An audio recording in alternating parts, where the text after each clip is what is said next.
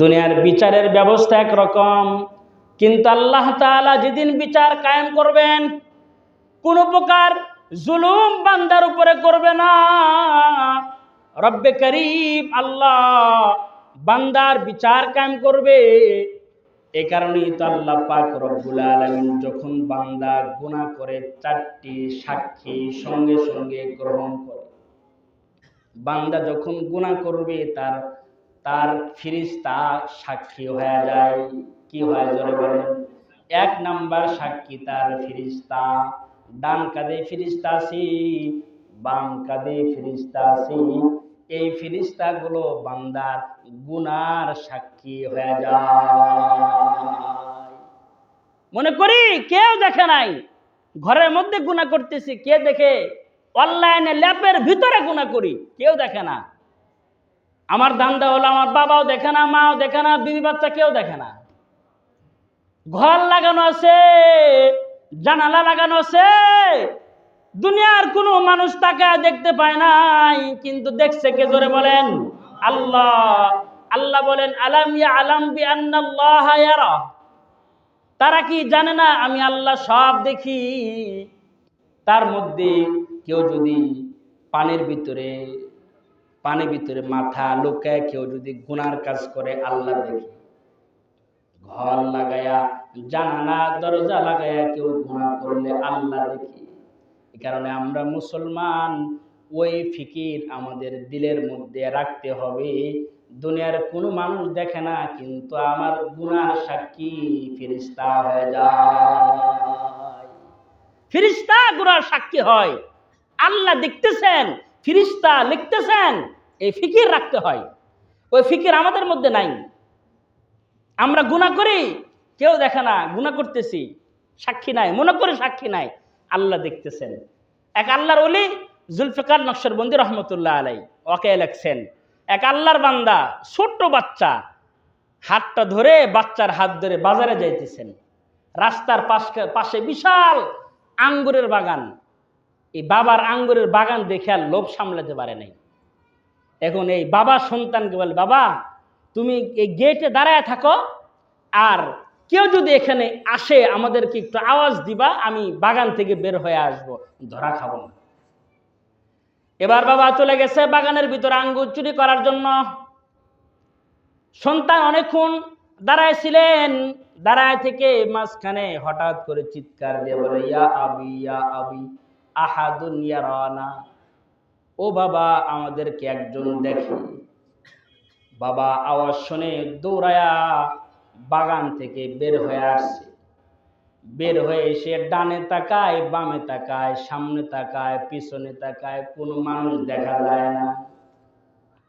বাবা সন্তানকে ডাক দিয়ে বলে, সন্তান রে, কিরে তুমি না বললা ইয়া আবি ইয়া আবি আহাদুন ইয়ারানা, আব্বা আব্বা একজন দেখে। বের হয়ে আসলাম, ডানে তাকাইলাম, বামে তাকাইলাম, সামনে তাকাইলাম, পিছনে তাকাইলাম, কোন মানুষ তো দেখলাম না। কিরে সন্তান, কে দেখেছে? বাগানের মালিকও দেখে নাই, বাগানের মালিও দেখে নাই, কোন মানুষ নাই। তুমি চিৎকার কেন দিলা রে সন্তান? সন্তান বলে, ও বাবা দুনিয়ার কোনো মানুষ দেখে নাই, আমার আল্লাহ কি দেখে না? আল্লাহু আকবার জোরে বলেন। দুনিয়ার কোনো মানুষ দেখলো না, আল্লাহ কি দেখতেছেন না? আমার আল্লাহ দেখতেছেন। এ কারণে চিৎকার দিয়ে তোমাকে বাগান থেকে বের করছি আমি। ছোট্ট বাচ্চা কত ফিকির। আল্লাহ যে সব দেখেন ছোট্ট বাচ্চাও বোঝে, কিন্তু আমরা ওটা বুঝি না। এ কারণে আল্লাহ আমাদেরকে উলাইকা কাল আনআম বলেছেন। যারা শুনেও শোনে না, বোঝে না, তারা হলো চতুষ্পদ জন্তুর মতন। উলাইকা কাল আনআম বাল হুম আদাল। শুধু চতুষ্পদ জন্তু বলে নাই, তার চাইতেও নিকৃষ্ট বলেছে।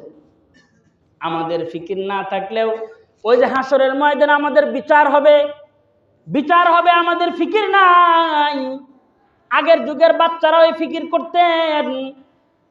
বাহলুল আল্লাহর গোলাম, রাস্তা দিয়ে যাইতেছেন, রাস্তার পাশে দেখে এক বাচ্চা গালে হাত দিয়ে বসে আছে, খুব চিন্তিত।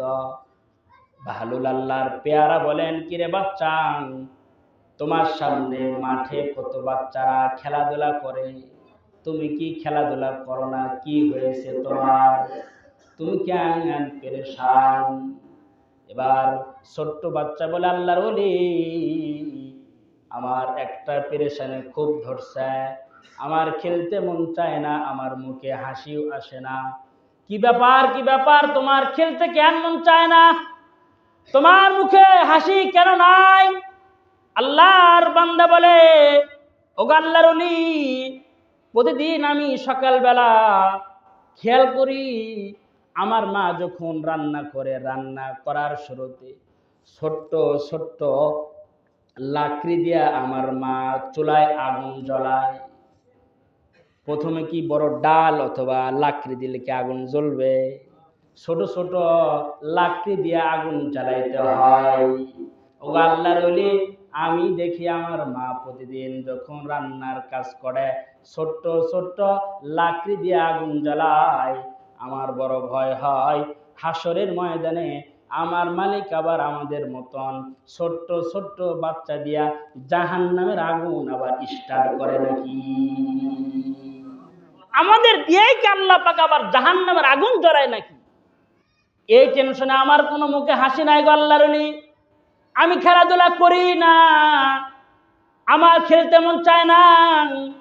এই ভয়ে আল্লাহ পাক যেহেতু আমাদের অযথা বানায় নাই, আফা হাসিবতুম আন্নামা খালাকনাকুম আবাসা, আল্লাহ বলেন, বান্দা আমি তোমাদেরকে অযথা বানাই নাই। কি জন্য বানাইছেন?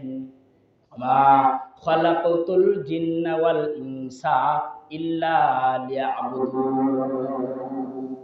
অযথা বানাই নাই, আল্লাহর গোলামি করার জন্য বানাইছেন।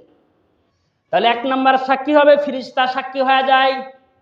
যখন গুনাহ করতে মন চায়, খেয়াল করবেন আমার 4 সাক্ষী হয়ে গেছে। 1 নাম্বার ফেরেশতা, 2 নাম্বার সাক্ষী আমলনামা।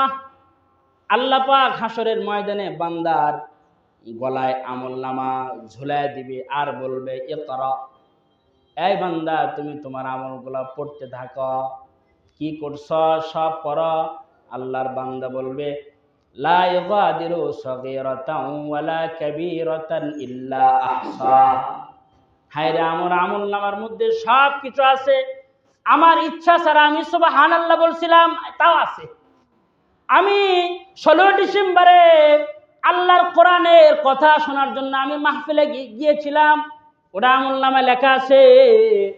আমি নামাজ পড়ছিলাম, আমলনামার মধ্যে লেখা আছে। ইচ্ছা ছাড়া আল্লাহর নাম জবান দিয়ে উচ্চারণ করছিলাম, লেখা আছে।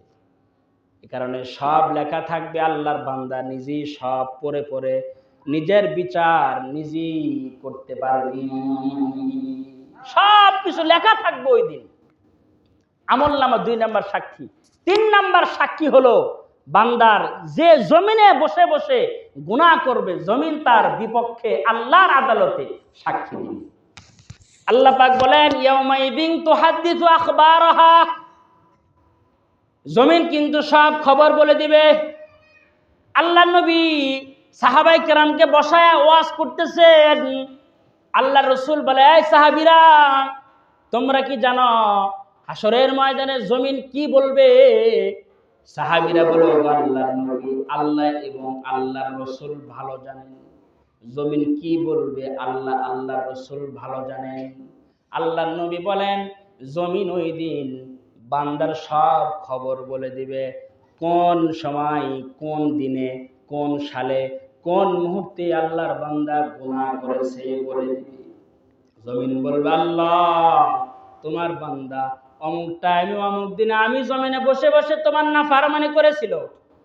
আয় আল্লাহ, আমি জমিন তোমার বান্দার বিপক্ষে সাক্ষী হয়ে গেলাম। আল্লাহ তুমি তোমার বান্দারে সাজা দাও, আমি জমিন তোমার বান্দার বিপক্ষে দাঁড়া গেলাম। আর যদি জমিনে বসে বসে কোরআন তেলাওয়াত করে তো বান্দার পক্ষে জমিন সাক্ষী দিবে। সুবহানাল্লাহ। শুধু জমিন বলবে, আল্লাহ তোমার বান্দা আমি জমিনে বসে বসে তোমার কোরআন তেলাওয়াত করেছে, আমি জমিনে তোমার বান্দা মাথাটা কপাল ঠেকায়া তোমার কদমে বলেছে সুবহানা রাব্বিয়াল আলা, তোমার গুণগান গাইছে। আল্লাহ আমি তোমার বান্দার পক্ষে সাক্ষী দিলাম, তুমি তোমার বান্দাকে নাজাত দাও, মাফ করে দাও। জমিন সাক্ষী প্রদান করবে। 4 নাম্বার সাক্ষী হলো বান্দার অঙ্গ প্রত্যঙ্গ। এই যে হাত দিয়ে যে আমরা গুনাহ করি, হাত দিয়ে সুদি লেনদেন করি, হাত দিয়ে ঘুষ খাই, হাত দিয়ে জুলুম করি, এই হাত বান্দার বিপক্ষে হাসরের ময়দানে দাঁড়ায় যাবে। আল্লাহ তাআলা বলেন আল ইয়াওমা নাখতিমু আলা আফওয়াহিহিম, আল ইয়াওমা নাখতিমু আলা আফওয়াহিহিম ওয়া তুকাল্লিমুনা আইদিহিম ওয়া তাশহাদু আরজুলুহুম বিমা কানু ইয়াকসিবুন। হাসরের ময়দানে বান্দার মুখে আল্লাহ পাক মোহর মেরে দিবে। হাতে আল্লাহ পাক তার হাতকে দিয়া তার পক্ষে বিপক্ষে সাক্ষী নেবে। হাত যদি ইনসাফ করে থাকে, হাত বলবে আল্লাহ আমাকে দিয়া তোমার বান্দা কোরআন ধরেছে, আমি হাতের মাধ্যমে তোমার বান্দা অন্য মানুষের উপর ইহসান করেছে, গো আল্লাহ তুমি তাকে মাফ করে দাও, তুমি তারে জান্নাত দান করো। আর যদি হাত দিয়ে কোনো বান্দা নাফরমানি করে, নাফরমানি করলে হাত বলবে আল্লাহ হাত দিছিলা ইনসাফ করার জন্য, হাত দিছিলা হালাল রুজি কামাই করার জন্য, তোমার বান্দা হাত দিয়া সুদি টাকা গুনেছে, তোমার বান্দা হাত দিয়া অন্যের উপরে জুলুম করেছে, আল্লাহ তুমি তোমার বান্দাকে সাজা দাও। হাত আমার বিপক্ষে সাক্ষী দিবে হাসরের ময়দানে, পা আমার বিপক্ষে সাক্ষী দিবে। আজকে যে হেঁটে হেঁটে এই মাহফিলে আসছেন, পা বলবে আল্লাহ তোমার বান্দা ওই দিন 16 ডিসেম্বরে যেদিন সবাই গুনার মধ্যে, সবাই নাচ গান নিয়ে ব্যস্ত, তোমার বান্দা আমি পাকে ব্যবহার করে কোরআন শোনার জন্য তোমার পছন্দের মজলিসে হাজির হয়েছিল, আল্লাহ এ ওসিলা করে মাফ করে দাও না।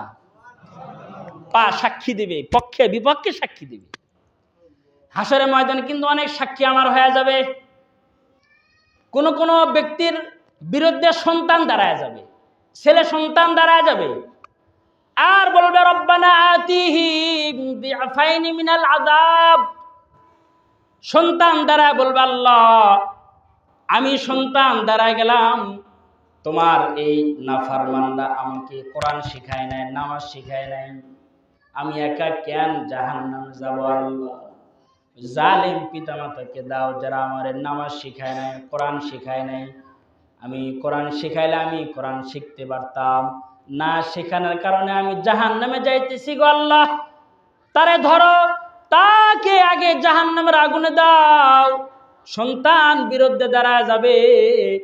আর যদি সন্তানটাকে আলেম বানান, হাফিজ বানান, তো এই সন্তান হাসরের ময়দানে আপনার পক্ষে সাক্ষী দিবে, আপনাকে শাফাআত করবে। শুধু শাফাআত নয়, আল্লাহ নবী বলেন হাফিজের আব্বা আম্মার মাথায় রব্বে কারীম আল্লাহ তাআলা এমন নুরানি মুকুট পরিধান করায় দিবি, যে মুকুটের আলো সূর্যের আলোর চাইতে দ্বিগুণ হবে। এমন একটি মুকুট পরিধান করায় দিবে। আল্লাহ রাসূল বলেন কোন ঘরে যদি পুরা সূর্যকে ঢুকায় দেওয়া হয়, ওই ঘরের ভিতরে আলো যেমন হতে পারে, হাসরের ময়দানে হাফেজের আব্বা আম্মার মাথায় এমন একটি মুকুট পরিধান করায় দিবে আল্লাহ পাক, এর চাইতে বেশি আলোকিত হবে। সুবহানাল্লাহ। ঠকছেন যে হাফেজ বানাবেন সন্তানদেরকে, লস আছে? কোনো লস নাই তো? লস নাই, লাভ আছে। দুনিয়া বড় লাভ হলো সন্তান যখন, পিতা মাতা যখন সাকরাতের ভিতরে পড়ে যাবে, যখন মৃত্যু শয্যায় মৃত্যুর সাকরা শুরু হয়ে যাবে, আল্লাহর নবী বলেন যখন কোনো ব্যক্তির মরণের সাকরা শুরু হয়, তার পাশে সূরা ইয়াসিন তেলাওয়াত করে। সূরা ইয়াসিন যদি তেলাওয়াত করা হয়, আল্লাহ তাআলা সূরা ইয়াসিনের তেলাওয়াতের বদলায় তার মরণের সাকরাত আসান করে দেয়। সুবহানাল্লাহ। যখন তেলাওয়াত করতে থাকবে সন্তান পড়বে, সন্তানকে হাফেজ বানাইছেন, ছেলে সন্তান নাই, মেয়ে আছে, হাফেজা বানান, মেয়েটাকে কোরআন শিখিয়ে দেন। তাহলে মৃত্যুর সময় আলেমকে ডাকতে হবে না, মসজিদের ইমাম মুয়াজ্জিনকে ডাকতে হবে না। আপনার কন্যা, আপনার সন্তান সুন্দর করে পবিত্রতা অর্জন করে বাবার মাথার শিওরে ইয়াসিন ওয়াল কোরআনিল হাকীম তেলাওয়াত করবে। আর রব্বে কারীম আল্লাহ পাক মালাকুল মউতকে ডাক দিয়ে বলবেন, এই ফেরেশতা, দেখোস না আমার বান্দার পাশে আমার কোরআন তেলাওয়াত করা হয়, মৃত্যুর আযাব দিবি না, সহজে আমার বান্দার জানটা বের করে নিয়া, সহজে জান বের করে নিয়ে আয়। লাভ না, দুনিয়াতেও তো লাভ। আর এক লাভ হলো, সন্তান যখন হাফেজ বানাবেন, আলেম বানাবেন, হাফেজ আলেম বানান নাই, ধর্মীয় শিক্ষা দিছেন, মৃত্যুর পর সন্তান আপনার জানাজার ইমামতি করবে আর বাবার জন্য দোয়া করবে, রব্বির হামহুমা কামা রাব্বায়ানি সগীরা। কোন হাফেজ আলেমের এমন কোন মোনাজাত বাদ যায় না যে মোনাজাতে আব্বা আম্মার কথা স্মরণ করে না। আমার তো মনে হয় যে আমি এই দোয়া ছাড়ি নাই, যখনই দোয়া করি রব্বির হামহুমা কামা রাব্বায়ানি সগীরা এমনি চলে আসে। যার মানে যদি সন্তান দিন শেখে, বাবা মার জন্য দোয়া করতে পারবে, বাবা মার সেবা যত্ন করতে পারবে সন্তান দিন শেখার মাধ্যমে। পত্রিকার খবর হলো দিন যাইতেছে তো এই দুনিয়াবী শিক্ষায় শিক্ষিতর হার বেশি, এ কারণে বৃদ্ধাশ্রমের পিতা মাতারও হার বাড়তেছে দিন দিন। ঠিক কিনা জোরে আওয়াজে বলেন? বৃদ্ধাশ্রমে কি কোনো হাফেজের আব্বা আম্মা আছে? আছে, তালাশ করে পাইতেন না আমার মনে হয়। কোন একজন ৮,০০০ টাকা বেতন পায়, তার বাবা মা বৃদ্ধাশ্রমে নাই, মুয়াজ্জিনি করে, খাদেম মসজিদের, তারপরও তার আব্বা আম্মা বৃদ্ধাশ্রমে নাই। আর ডক্টর, ডাক্তার, ইঞ্জিনিয়ার, সর্বোচ্চ লেভেলের শিক্ষিত, তার আব্বা আম্মা বৃদ্ধাশ্রমে আছে। ঠিক কিনা জোরে আওয়াজ বলেন? অসংখ্য অভাব নাই। কারণ এই শিক্ষা অর্জন করে সাধারণ বাবাকে বাপ বলে ডাক দিতেও তার শরম লাগে। আমি এত বড় একটি জজ, কিভাবে আমার এই গ্রাম্য বাবাকে আব্বা বলে ডাক দিয়ে সবার সামনে?